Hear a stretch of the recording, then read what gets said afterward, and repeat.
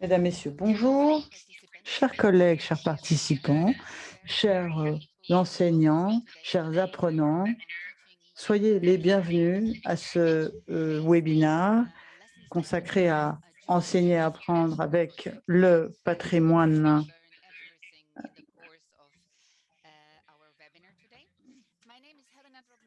vivant. Je m'appelle Elena Drobna. Je travaille donc euh, pour l'entité responsable de donc, le développement et la mise en place de ce projet. Je suis responsable de la région Europe. Le webinaire de ce jour est le dernier en réalité, enfin le dernier webinaire officiel qui nous permet bien de présenter les résultats, faire l'état des lieux, voir quels sont les enseignements que nous pouvons retirer, côté enseignant, côté apprenant, côté organisateur également. Avant que de débuter, quelques petits points techniques. Il s'agit d'un webinaire, vous le savez. Nous allons donc utiliser toutes les possibilités que ce type de format nous offre. 3 langues, anglais, français, espagnol en l'occurrence. C'est très facile de choisir le canal linguistique. Il y a un petit globe, une icône qui représente un globe en bas de votre écran. Il vous suffit de cliquer, vous choisissez la langue dans laquelle vous souhaitez suivre les débats et vous pourrez donc suivre l'interprétation. Autre avantage de ces réunions par Zoom, c'est le chat, la discussion donc, et les questions-réponses, Q&A. Donc, nous avons donc des questions qui nous sont communiquées et puis on vous les soumet. C'est l'occasion de lancer votre réflexion, vous inviter à rendre témoignage de ce que vous souhaitez partager avec nous autour de cette question donc, du patrimoine vivant et de l'éducation. Quelques mots à la Commission européenne, Dorota Niga et Catherine Magnan en l'occurrence, et Anne Badi, qui nous ont accompagnés tout au long de la réalisation de ce projet jusqu'à la réunion d'aujourd'hui. Alors sans plus attendre, je donne la parole au directeur général de la culture, M. Ernesto Tourné, qui va donc vous adresser quelques mots de bienvenue. Eric, au nom de l'UNESCO, je vous accueille à ce webinaire sur le patrimoine vivant qui va présenter les principaux résultats de l'étude et du projet qui a été mené avec l'Union européenne, qui va donc dans le sens d'une croissance et d'une éducation au service de l'Europe de demain. Nous devons cesser de travailler en silo, nous devons trouver des solutions durables à des défis qui sont aujourd'hui mondiaux. L'UNESCO, en tant qu'entité des Nations Unies, avec le mandat qui est le sien, bien sûr, est le lieu pour fournir une réponse intersectorielle à ces différents défis. Et pour cette raison, la directrice générale adjointe et moi-même avons décidé de lancer cette initiative éducation et culture ensemble en faveur des ODD et notamment ce patrimoine vivant, il est là pour nous faire comprendre l'importance de la diversité culturelle, de cet héritage également. C'est bien sûr l'un des objectifs de l'ODD numéro 4 en particulier. Pour autant, le patrimoine vivant, il requiert que l'on soit préparé, qu'on reçoive une éducation pour le développer, le protéger. Depuis 2017, nous travaillons à une initiative qui est là pour précisément pour préserver le patrimoine vivant et immatériel, à la fois dans l'éducation formelle et informelle. Quelques pays et même davantage du monde entier se sont unis autour de cette initiative et ont donc invité les jeunes et les accompagnent pour que ceux-ci comprennent que le maintien et la protection d'un patrimoine vivant et matériel est nécessaire pour l'avenir. Nous sommes donc très heureux d'avoir pu développer avec l'Union européenne un projet conjoint qui vise précisément à renforcer le lien entre les jeunes, l'éducation et le patrimoine culturel. Avec cette approche innovante par rapport à l'éducation, eh bien, ce projet se propose d'explorer avec les jeunes et avec les enseignants leur patrimoine vivant pour que ce patrimoine devienne en fait intégré dans les matières qui sont enseignées, que ce soit le sport, les mathématiques, la physique, etc. Et c'est en les insérant dans ces curriculums, dans ces programmes scolaires, que l'on peut prendre la mesure de l'importance de ce patrimoine vivant. Il est important aussi que les enfants migrants soient impliqués, les enfants qui ont des conditions d'apprentissage particulières et spéciales, dans le respect de la diversité. Alors, dans ce webinaire, nous allons vous présenter les principaux résultats de ce projet pilote, en particulier les résultats d'une enquête qui a été effectuée auprès de 2000 établissements du réseau ASP.NET. Et puis, nous allons également dévoiler les résultats qui sont communiqués par les professeurs et qui nous permettent en fait de mettre en place une méthodologie à pas pour précisément insérer la prise en compte du patrimoine vivant et matériel dans l'enseignement et dans l'éducation. On a prévu toute une série d'outils pratiques et de documents qui viennent à l'appui donc de 3 des projets pilotes. Ils vous seront présentés aujourd'hui. Et puis, j'en profite pour remercier tous ceux qui ont participé, bien sûr, que ce soit les partenaires de la Commission ou bien sûr les différents secteurs de l'UNESCO impliqués. Un grand merci aux enseignants, aux apprenants, aux coordinateurs nationaux des écoles du réseau ASP.NET. Merci donc pour leur coopération, pour leur soutien, et puis merci également aux parents, à tous les praticiens également de ce patrimoine vivant qui partagent ces connaissances si précieuses avec les apprenants. Et nous espérons bien sûr que les outils et le matériau qui a été diffusé vont permettre vraiment aux enseignants d'incorporer ce patrimoine vivant et matériel dans leur enseignement au quotidien. L'enjeu étant bien sûr de préserver ce patrimoine vivant si précieux en assurant l'enseignement. Je vous remercie. Merci au directeur général adjoint. Sans plus attendre, je donne la parole à Enis Christofino, qui est directrice générale de l'éducation et la culture auprès de la Commission européenne. Vous avez la parole. Merci.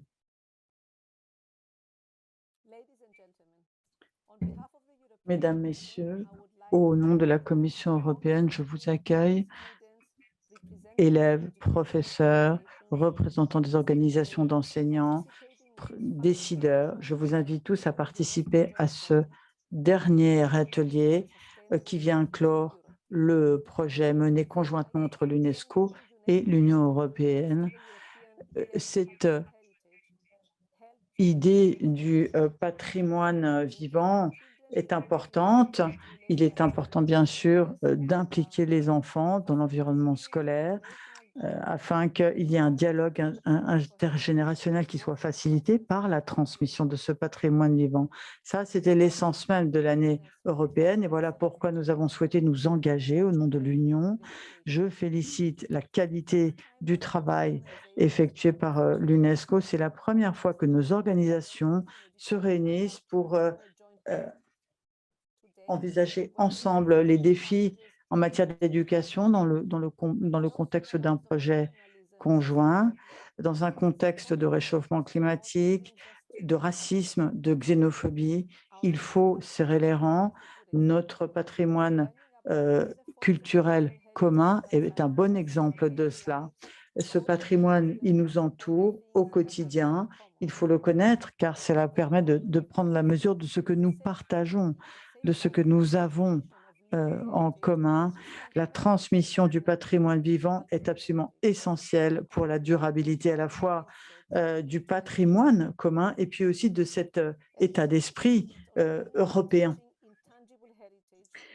Les ressources sont là pour que précisément, et on va les présenter aujourd'hui, pour que toutes ces dimensions transmission du patrimoine vivant soient insérées dans les programmes scolaires, dans différentes matières d'enseignement, avec bien des projets. Un projet, par exemple, qui vient de Chypre, qui fait travailler l'artisanat local pour l'incorporer à l'enseignement des mathématiques. Ceci pour attirer l'intérêt des jeunes pour précisément l'artisanat de leur pays Et puis, côté Commission européenne, nous allons continuer à explorer les liens entre l'éducation, la culture et le patrimoine aussi culturel à travers Erasmus. En 2022, pour la première fois, le corps de solidarité européen fera de la défense du patrimoine vivant et du patrimoine commun un de ses objectifs prioritaires. Sans plus attendre, je vous souhaite des débats intéressants et fructueux. Merci à ce message de la Commission européenne. Nous allons maintenant vraiment entrer dans l'action et nous allons maintenant avoir une présentation maintenant par Diana. Merci, Elena. Je vous propose de suivre avec des planches qui vous sont soumises maintenant la présentation que je souhaite faire.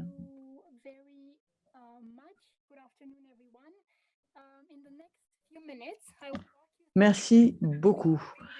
Voilà quelques minutes pour vous présenter brièvement notre projet et ses résultats. Comme vous le savez, le projet donc est un projet conjoint UNESCO-Union européenne qui a été lancé dans le contexte de l'année 2018, qui était l'année européenne de patrimoine culturel. Et il s'agissait de renforcer les liens entre le patrimoine, la jeunesse, l'éducation. Il fallait encourager également, stimuler les jeunes, les inviter à explorer mieux leur patrimoine culturel et à participer dans la protection de la défense de ce patrimoine. L'initiative a été lancée en janvier 2019 avec deux composantes essentiellement principales. Un premier axe donc qui consiste à sensibiliser, à faire connaître le patrimoine culturel immatériel dans les écoles ou les établissements scolaires européens. Évidemment, en raison du Covid, il a fallu décaler de 2 mois. Et puis, deuxième axe, il s'agissait également d'organiser le forum des professionnels du patrimoine, avec donc des gens qui travaillaient déjà dans ce domaine, à la fois donc sur le patrimoine vivant immatériel et matériel. Mais dans le contexte qui nous intéresse aujourd'hui, je vais surtout m'intéresser au premier axe d'intervention. Alors, première question, pourquoi enseigner? Pourquoi apprendre avec le patrimoine vivant? Pour nous, il était évident que c'était nécessaire, et ce pour deux raisons. Un, parce que il est important, si vous voulez, d'inclure ce patrimoine vivant, sa prise en compte, parce que ceci relève en fait de l'objectif de développement durable numéro 4, objectif 4.7 en l'occurrence, et en plus, ça permet bien sûr donc d'apprécier, et je cite, la diversité culturelle et apprécier également la contribution de la culture au développement durable. Et puis, deuxième chose et deuxième axe, il contribue à la protection du patrimoine vivant à travers une éducation aussi bien formelle qu'informelle.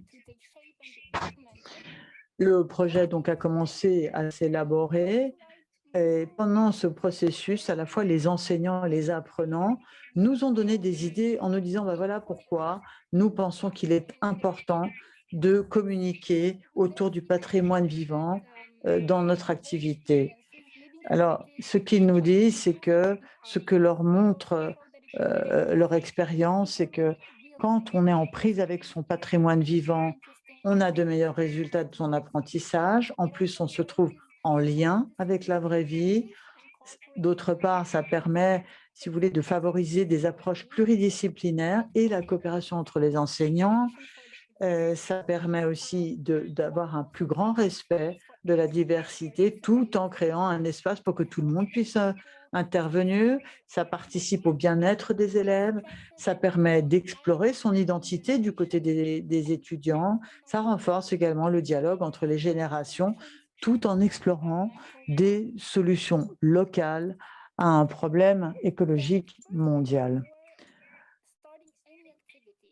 Avant de lancer des activités, give you a more detailed overlook on the study methodology and its main findings. After having seen what are the practices, what are the challenges, what is missing, and what needs to be addressed in order for living heritage to be integrated effectively and creatively into education, the next step was to identify 10 school teams, each team formed by one teacher and one student from 10 UNESCO ASP.NET schools in the EU. The purpose was that each team will individually, but also as a group, work together with 2 UNESCO-trained facilitators to develop special specific projects that they would implement back in their home, in their own school, with their colleagues, in various subjects and extracurricular activities. The 10 school teams, together with the UNESCO-trained facilitators, met for the first time in Vienna for an initial workshop. It was in October 2019, where the concept of living heritage was unfolded so that everyone feels comfortable with its meaning and relates to it on a personal level. During that workshop, the teams developed their projects, and then for the next 3 months, they implemented them back home in their schools. The teams met again, the second and last time, in February, March 2020, which was exactly before the lockdown, to share their experiences, their lessons learned, their challenges, and also to make recommendations for the future. A few things about the 10 school pilot projects that were implemented. It was important that living heritage is integrated in curricular subjects, core curricular subjects, such as civic education, computer-aided design, geography, mathematics, physics, economy, literature, languages, sport, music, and arts. And really show that it's versatile and can fit with any school subject. It was also integrated in extracurricular activities by thematic excursions organized by teachers, visits to cultural institutions, visits to artisans' workshops, and various school events, as you will see later on. With no exception, all school pilot projects used information and communication technologies and addressed a wide range of cross-cutting issues, such as cultural diversity, intercultural dialogue, and intergenerational dialogue. What is worth highlighting is that the project also included learners with special education needs, such as physical disabilities and children with an autistic spectrum disorder. The experience of the experiences of the 10 teachers and 10 learners, but also their colleagues back home, inspired and is reflected in the resource kit that was then developed for teachers across the European Union and beyond. I will not go into detail because Helena will give you an in-depth presentation of what the kit entails, its various resources. I will only say one thing, is that as part of the dissemination process, the team has organized already smaller workshops addressed at familiarizing teachers across the European Union with the approach of the project, with living heritage, with the many ways in which it can be integrated into the classroom. 2 workshops have already been organized earlier this month in English and German, and a series of other webinars are foreseen for the fall in different languages of the member states of the EU. Greek, Slovak, Czech are already foreseen, but possibly others. And with that, I thank you very much for your attention. Thank you very much. Oops, my camera. Okay, thank you very much, Joanna, for this great presentation. I think it summarized very nicely these last 2 years that we spent together. And we learned everything about the theory. And now I would like us to jump directly into the contents and see one of the project films that we did. This one will be from a special school with a very multicultural population of students. It will be from the Comenius Campus Comenius in Belgium. Campus Comenius en Belgique, et je demande à mon collègue de lancer le petit film. Merci.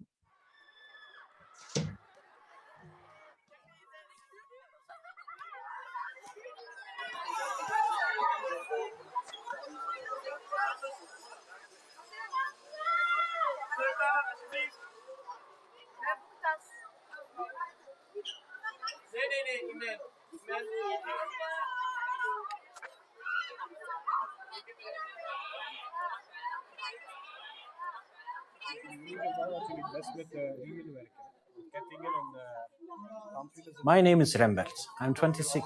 I teach science, technology and global citizenship at Campus Comenius in Koekelberg in Brussels, Belgium. The school opened just 2 years ago. We are a young team striving for innovation in education. Our approach is based on blended and self-guided learning. We do our best to adapt to our students' needs and to today's global challenges. Last year, together with 9 other European teachers, I was selected for a UNESCO European Union project on culture and education. The idea was to help us gain understanding of intangible cultural heritage and how we can bring it into the classroom. The project started with a training workshop involving both teachers and students. At the end of it, we worked in teams to prepare for the next step, creating original projects to implement back in our schools. During the workshop, I realized that we first needed to know more about the cultural backgrounds of our students, so we conducted an online survey. The results showed that the grandparents of our 140 students were born in 37 different countries across the globe. Then we organized an exhibition where students brought objects from home that reflected the culture of their family. The result was impressive. One student brought coffee beans from Indonesia, another a small figurine from his grandfather's community in Congo. We also had delicious orange cake from Portugal, Syrian soap, many beautiful jalabas or Moroccan dresses, and so on. We had no idea how culturally rich and diverse our students were.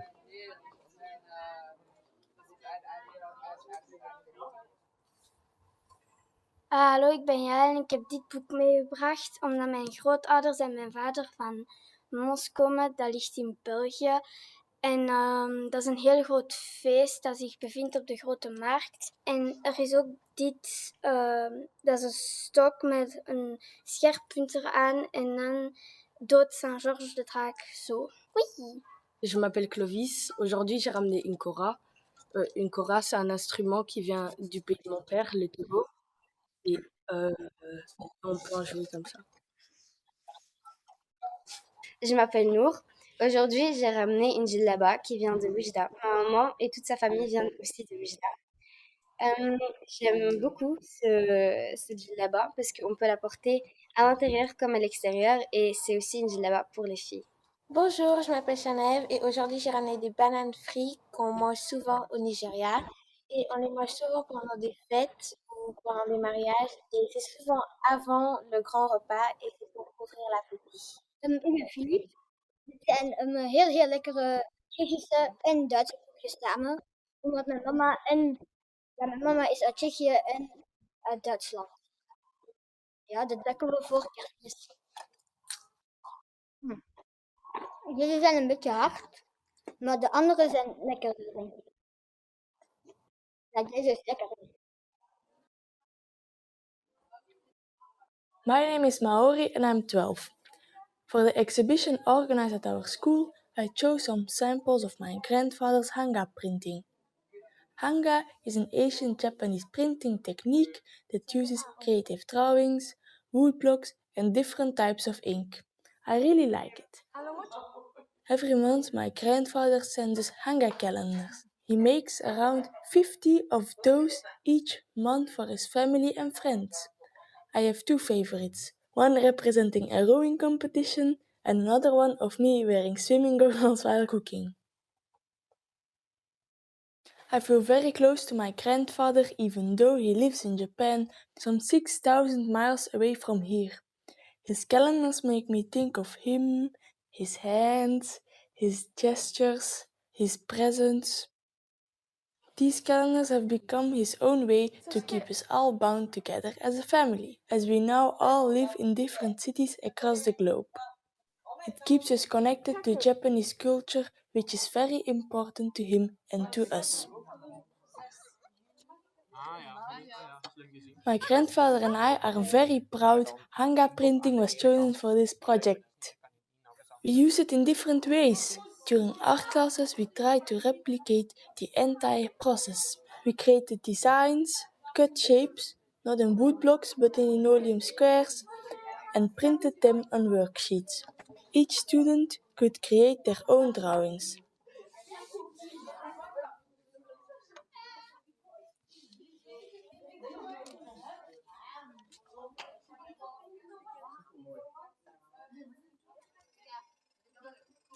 We also looked at Hanga through mathematics. Our teacher used the designs to teach us two geometric transformations, translation and rotation. We all enjoyed it and it helped us to understand abstract notions of mathematics. Our living heritage can help us learn more easily subjects at school. Looking at all of this, I can say I'm even prouder of my living heritage now than before. But above all, I find it so important to know more about our cultures and what we can learn from each other. Our living heritage tells us so much about where we come from.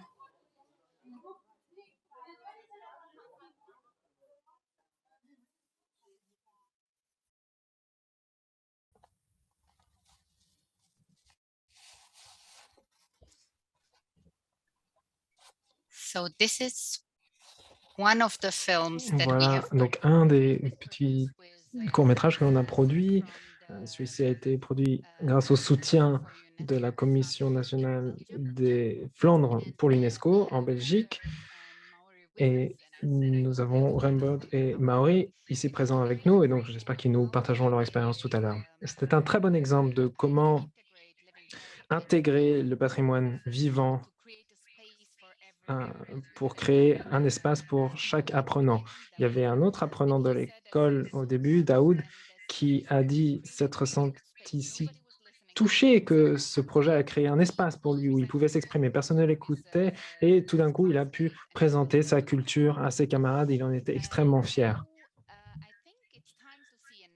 Voyons donc maintenant un autre exemple qui nous vient de Grèce, cette fois d'une école pour filles.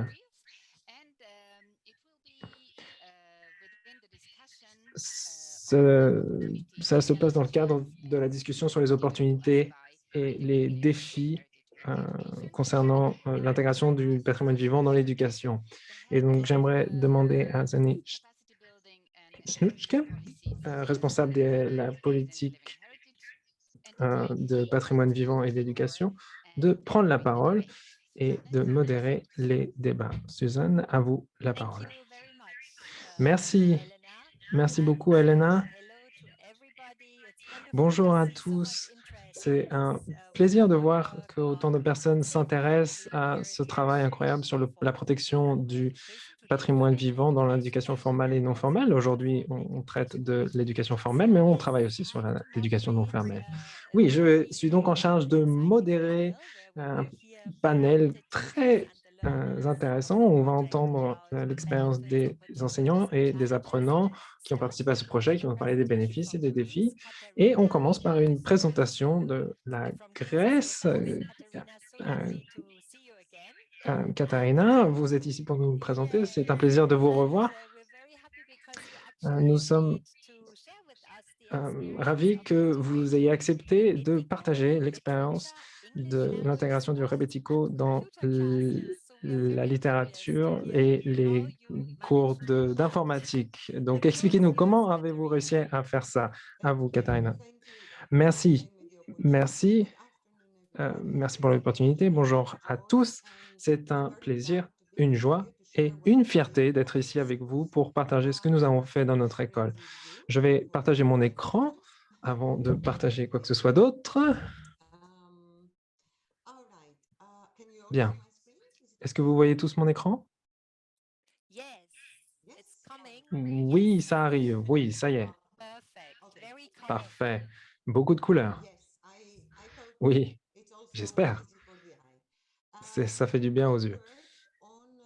Nous avons travaillé sur le rebetiko, qui est un élément de patrimoine culturel immatériel qui concerne particulièrement la danse et la musique, et nous l'avons intégré dans nos cours normaux, quotidiens, dans nos pratiques quotidiennes, dans nos cours de littérature grecque, d'anglais, de sport et d'informatique. Et nous étions 4 à travailler sur ce projet. J'ai coordonné le projet avec Demetri et Effie, que je remercie de m'avoir accompagné tout au long de ce projet. Nos étudiants avaient entre 15 et 17 ans dans notre école et nous avons utilisé pour nos cours le PCI comme un matériel pédagogique pour atteindre des objectifs d'apprentissage précis. Ce n'était donc pas un projet extrascolaire, mais il était bien inscrit dans nos programmes d'enseignement. Avant de vous expliquer comment nous sommes parvenus à cela, j'aimerais tout d'abord dire quelques mots sur le rebetiko, qui est une tradition musicale et de danse du début du XXe siècle dans les centres urbains en Grèce, dont celui d'où vient notre école.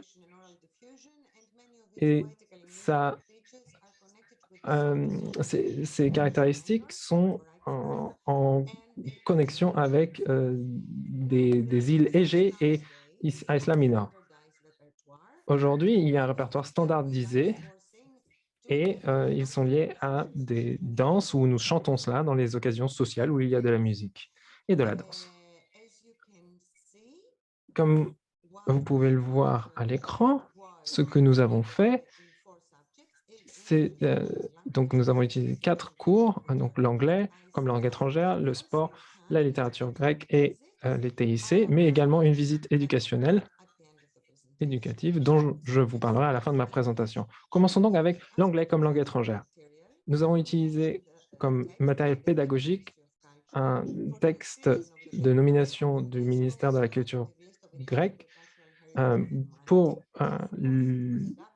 d'un projet qui avait postulé au patrimoine mondial culturel, qui a été adapté, et nos objectifs spécifiques au sujet étaient de donner un nouveau vocabulaire aux étudiants, améliorer la compréhension des textes formels et authentiques, et améliorer les capacités de présentation et de communication orale et écrite. Et donc, vous voyez que c'était des compétences très cognitives et ça a également donné un contexte socio-culturel. Et qui plus est, ça a permis aux étudiants de se familiariser avec le concept d'héritage vivant. Ça a été renforcé par la visite éducative que vous voyez à gauche de l'écran. Les étudiants se sont rendus à la projection de films ethnographiques, 3, et un festival d'ethnographie qui est organisé ici en Grèce. Et après avoir vu les films, ils ont échangé avec un expert sur la culture en général et l'héritage culturel, le patrimoine culturel. Et un des commentaires des étudiants, lorsqu'on retournait à l'école après avoir vu ce film, était que je ne savais pas que je savais des choses que je ne croyais pas savoir. Cela montre bien que ça sensibilise les étudiants à la culture et je pense que c'est vraiment, je crois, la réussite du projet, c'est ce côté métacognitif. Ensuite, en EPS, car nous n'avons pas de cours de musique dans le secondaire en Grèce, nous avons appris les pas de danse, les 3 pas principaux du rebetiko qui ont été utilisés comme matériel pédagogique. Les objectifs spécifiques en lien avec notre programme national étaient les suivants: améliorer la coordination et l'esprit d'équipe des élèves, car il y a beaucoup d'apprentissage par les pairs. Grâce à l'aide des professeurs, ils ont pu apprendre les pas, mais c'est vraiment l'apprentissage par les pairs qui a soudé ce groupe d'élèves. Un autre objectif était de comprendre que l'activité physique est un élément culturel qui répond aux besoins basiques de la création, de l'appartenance et de l'expression personnelle, et également le bien-être, je dirais, car en Grèce, l'éducation est très orientée vers les examens. Et donc, en dansant, les élèves ont pu se libérer d'un peu de cette pression. Et donc, voilà, au final, toute l'école a dansé sur du rebetiko. Donc, tout le reste de l'école a demandé à apprendre les pas de danse. Bien sûr, cela a un rapport au domaine socio-émotionnel, mais en même temps, ça permet de protéger les élèves lorsqu'ils dansent et puis d'apprendre l'origine, l'évolution et le sens profond de chaque dansement, de chaque danse et chaque mouvement. Maintenant, la littérature grecque, le matériel pédagogique était les paroles de 3 chants rebetiko populaires qui soulèvent des stéréotypes de genre.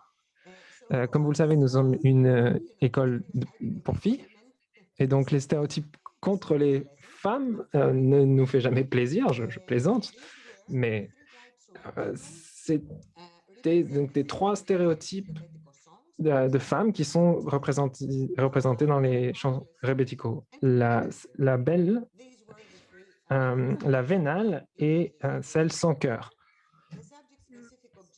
Les objectifs spécifiques de ce cours étaient d'améliorer les capacités de réflexion personnelle et d'analyse du texte. Et également, nous avons abordé les aspects contemporains et sociaux et également l'amélioration des compétences de lecture et d'écriture des étudiants en enrichissant leur vocabulaire. Et on a fait ça en créant des exercices d'écriture. On a demandé aux élèves d'écrire la chanson du point de vue d'une femme qui écrirait la chanson pour les femmes. C'était vraiment incroyable comme projet. Malheureusement, je ne peux pas les traduire. Ils sont très spécifiquement grecs et donc il serait impossible à traduire. Encore une fois, cela relevait du domaine des compétences socio-émotionnelles, mais et permettait la sauvegarde du PCI grâce à l'identification des connotations et des particularités du rebetiko. Enfin, dans les cours de technologie, les élèves ont dû concevoir une application mobile. Ils ont dû créer une application rebetiko.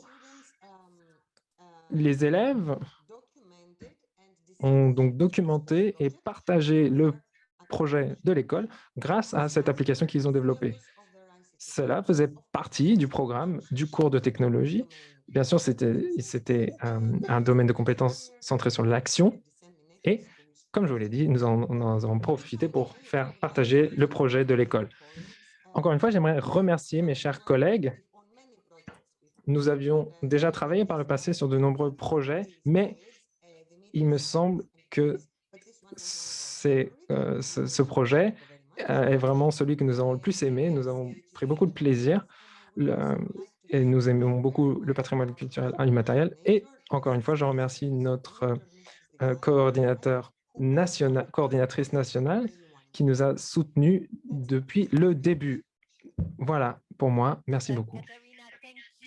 Katharina, merci beaucoup. Quelle excellente présentation et ça a l'air très complexe, mais en même temps à la fois très facile et très clair. Et en quelques minutes, vous êtes parvenu à nous montrer comment on peut utiliser le PCI dans les écoles et permettre aux étudiants de débattre, apprendre, avoir une approche globale et vraiment une approche transversale sur différents sujets. Vous avez vraiment montré comment vos étudiants non seulement ont appris sur le patrimoine vivant qui vient de votre communauté, mais également ils ont appris avec le patrimoine vivant. Et c'est là ça que nous trouvons très intéressant. Et vous avez parlé d'ailleurs de traduction des paroles et je pense que c'est une piste très intéressante. Et je trouve ça intéressant aussi que vous ayez des élèves qui aient participé à la traduction de ces textes. Merci beaucoup. J'aimerais encourager les participants. Si vous avez des questions pour Katharina, nous avons un chat. Nous essayons peut-être d'y répondre tout de suite. Sinon, elles seront transférées à Katerina plus tard pour que vous puissiez vous adresser directement à elle. D'autres témoignages intéressants nous attendent. Et donc, nous devons reprendre notre programme, mais nous pourrons revenir vers le chat tout à l'heure. Encore une fois, merci à Katarina. Et je me tourne vers d'autres professeurs. Nous avons aujourd'hui avec nous Madame Olympia Ofanido de Chypre, Maria Isabel Brion Gaigno d'Espagne, Christy Kaldmae d'Estonie, ainsi que certains élèves, certains apprenants, notamment Konstantinos Antoniou de Chypre, qui donc on surnommait l'expert des mathématiques dans le projet, vous comprendrez pour ça, Sarah Khalide Piniero, qui est la musicienne, Kaspar Medveski d'Estonie sur les recettes de cookies, et Maori, que vous avez déjà vu dans le petit film Maori de Kokeler et Uba de Belgique.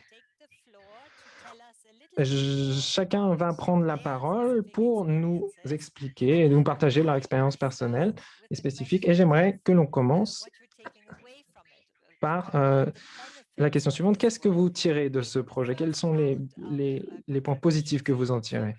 Peut-être que, voilà, pour votre première intervention, on peut se concentrer sur ces points positifs. Je me tourne par exemple vers Olympia. Si vous voulez commencer, vous avez la parole. Oui, bonjour à tous. Eh bien, ce que j'ai vécu dans ce projet, c'était fantastique. Je me suis rendu compte que derrière le PCI, le patrimoine culturel immatériel, il y a un véritable trésor en termes de mathématiques.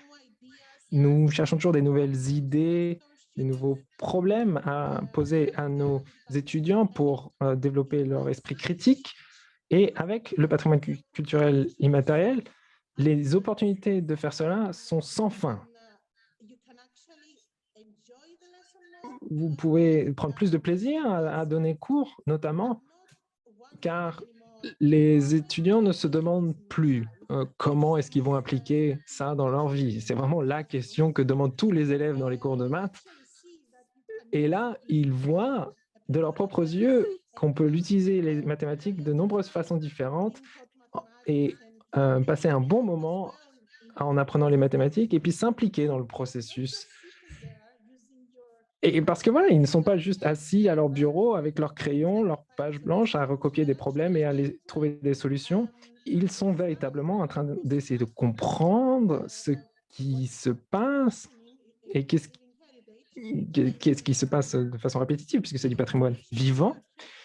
Et ils ont des images dans leur tête.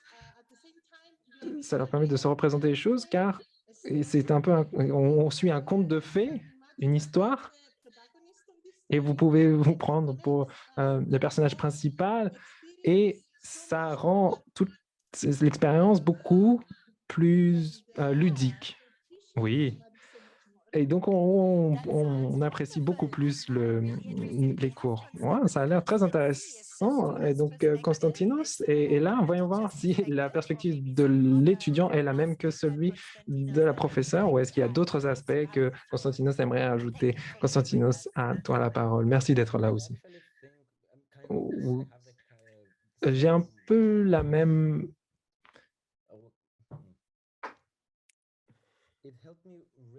Ça m'a permis de comprendre comment on peut utiliser les mathématiques dans la vie quotidienne, voir ce qu'est le concept des mathématiques.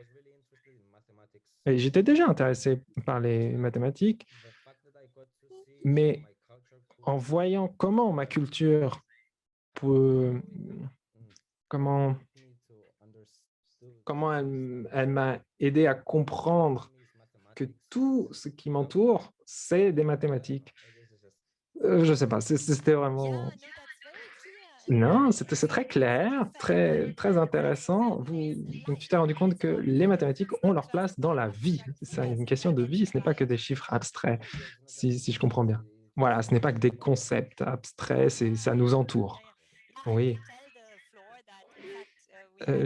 J'informe les participants que nous avons eu le plaisir de voir Constantinos travailler avec sa communauté et je vous garantis que c'était vraiment une expérience de vie concrète, réelle, en faisant des cookies et toutes sortes de projets. C'était vraiment fascinant. Voyons voir qui d'autre est présent. Nous avons Sarah d'Espagne. Est-ce que tu veux dire bonjour? Ou peut-être que oui, Isabelle et Sarah sont là ensemble. Sarah, est-ce que tu veux commencer cette fois en commençant par l'étudiante? Quels sont les points positifs que tu tires de ce projet que vous avez mené en Espagne? Peut-être également en expliquant rapidement quelles sont les choses que vous avez mis en place pour qu'ils sachent de quoi vous parlez. Oui, bonjour à tous. Principalement, c'était un projet très intéressant. J'ai appris beaucoup sur une culture qui est très proche de notre communauté, mais que je ne connaissais pas vraiment. J'avais déjà entendu parler sur ça, sur la figure du merdeiro et tout ce que cela implique, mais pas tellement beaucoup plus en profondeur. Et donc, on a pu faire des recherches sur cette figure, ce personnage. Et on a également touché à d'autres sujets, d'autres choses. Par exemple, on a pu avoir des relations avec nos grands-parents pour discuter de la culture, de la tradition avec eux. Et on a donc eu une expérience très émotionnelle avec ça. Ce n'est pas que de l'apprentissage scolaire, purement scolaire, mais également un peu sentimental. On a appris du respect, on a apprécié l'effort de nos familles, de nos grands-parents, de leur travail. Et voilà. Merci. Merci beaucoup. Super. Et on va pouvoir regarder le film que vous avez fait dans quelques minutes. Isabella, est-ce que vous voulez rajouter quelque chose à ce qu'a dit Sarah? Bonjour à tous. Eh bien, moi, à partir de ce personnage sur lequel nous avons travaillé, de patrimoine culturel immatériel galicien, cette figure du merdeiro, qui est un personnage de carnaval galicien qui nous enseigne sur la rivalité entre les marins et les agriculteurs de la région. Ce personnage nous a servi à associer deux aspects qui, initialement, nous ne pensions pas pouvoir relier. D'un côté, le divertissement et l'émotion, avec quand nous en liés au programme, notamment des thèmes sérieux, la pêche, l'agriculture, la particularité de notre peuple, et également le développement des capacités créatives, artistiques, littéraires et musicales de nos étudiants. Et c'était donc une expérience absolument magnifique et nous allons continuer d'ailleurs à travailler sur ce projet. Merveilleux, vraiment merveilleux. On va regarder le film dans quelques instants. Il y a aussi Christy et Caspar d'Estonie. Alors, est-ce que Christy veut nous en dire un petit peu plus? Sur quoi avez-vous travaillé? À quoi ça vous a servi? Qu'est-ce que ça vous laisse? En fait, dans notre projet, on a essayé, si vous voulez, d'inclure plusieurs sujets en les regroupant autour du kama, une denrée alimentaire, un plat qui est très connu en Estonie, très populaire. Donc, on s'est dit, on parle de quelque chose que tout le monde connaît sans le connaître vraiment. Donc, on avait une recette, hein, on en a parlé dans les cours d'estonien avec les élèves. Après, une histoire de la cuisine. Donc, ça, c'était pour le cours d'histoire. En maths, on a fait aussi des calculs autour de la recette, les pourcentages d'ingrédients, etc. Et puis, en cours d'anglais, on a parlé de l'alimentation de manière générale et ils ont aussi travaillé sur des recettes. C'était peut-être la meilleure partie, ça, non? Bon, Caspar va vous en parler parce qu'il a fait partie de ce projet, mais en tout cas, on a essayé de trouver quelque chose qui c'est fédérateur, que les étudiants, les élèves connaissent pour pouvoir voilà, se fédérer autour de quelque chose qui se connaissait plutôt que quelque chose de totalement inconnu. C'était un peu notre idée. Merci, Christy. Et Caspar, alors, qu'en dit Caspar de cette expérience?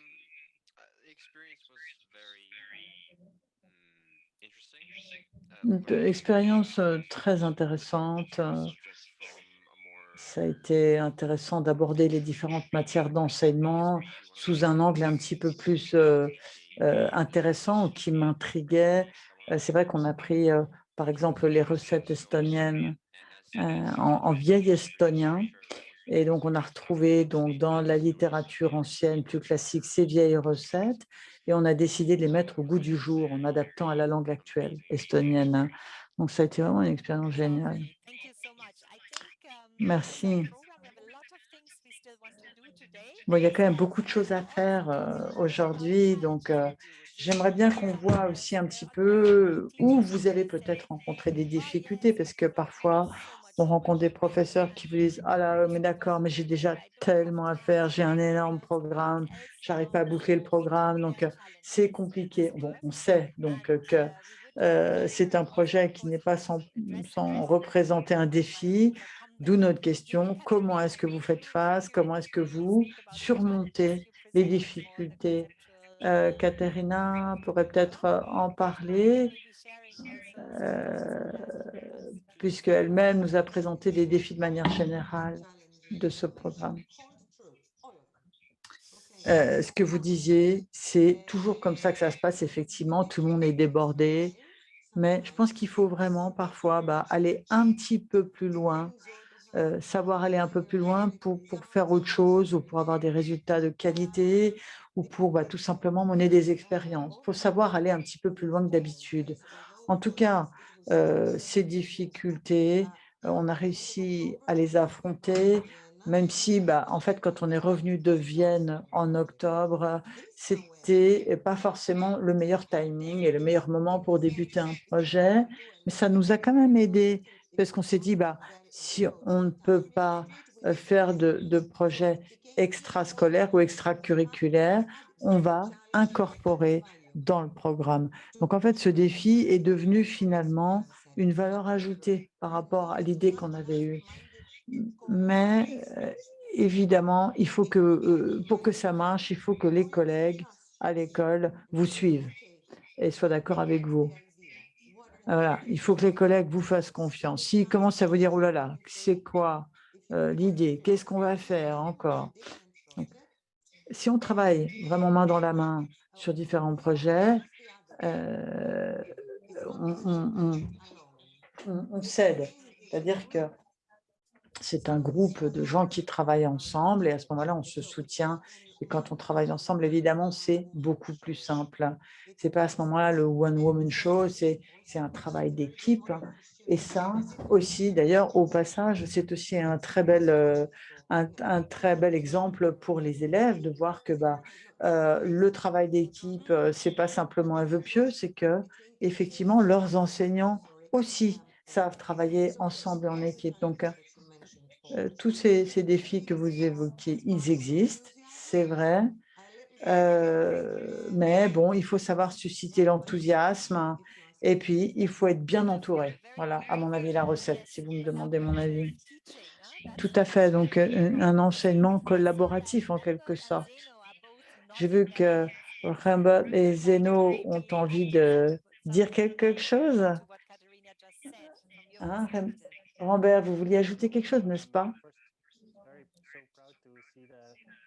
Alors, première chose, je dois dire que je suis très heureux de cette réunion. Je tiens à remercier l'UNESCO et la commission flamande de l'UNESCO qui ont travaillé sur ce film. Et c'est vrai, comme le disait Katerina, ça peut être un défi, mais un défi qui peut devenir aussi une force, c'est-à-dire qu'on peut modifier sa manière d'enseigner à la suite de ce projet parce que justement, on a appris entre-temps à collaborer avec ses collègues qu'on utilise aussi le digital comme matière d'enseignement, et ça permet de transformer l'éducation. Tout à fait d'accord. Et je rappelle que c'est d'ailleurs une priorité très importante pour l'UNESCO, puisque tous les programmes de citoyenneté, de développement, de la diversité, comprendre le rôle de la culture dans le développement, voilà autant de thèmes qui sont extrêmement importants pour l'UNESCO et qui sont aussi des objectifs d'enseignement. Et ils sont reconnus dans les ODD, je crois. Il ne faut pas l'oublier. Ce sont des objectifs de développement durable. Cela montre donc quoi? Eh bien que l'engagement est mondial, évidemment, autour de ces enjeux, même si nous faisons quelque chose au plan régional, européen, et c'est très intéressant. Alors, Zeno, vous avez fait quoi aux Pays-Bas? En 2 mots. Oh là, en 2 mots, mais moi, il me faut 10 minutes. Alors, première chose, ça fait vraiment plaisir de voir tout le monde, d'autres écoles, Belgique, Espagne, Grèce, Chypre. Ça fait plaisir de vous voir. Enfin, on se retrouve. Quelle chance. Je dirais que pour nous, ce qui a été le plus compliqué, c'était l'organisation du projet. Ça a pris du temps. Mais bon, pourquoi, au final, pour de bons résultats et aussi pour une expérience qui a été très bénéfique pour nos élèves. Donc, oui, le bilan est excellent, mais oui, il y a des défis en matière d'organisation. Alors, on a fait quoi? En fait, on a fait de la simulation, de jeux de rôle et puis le Poderen, c'est quelque chose qui se fait aux Pays-Bas, qui permet de développer la prise de décision. Donc est-ce que c'est assez court comme ça?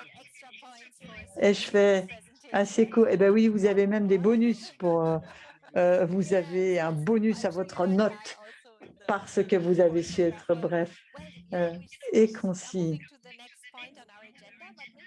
Nous allons passer au point suivant de l'ordre du jour, mais je vais aller peut-être aussi quand même demander à un collègue qui s'occupe du chat.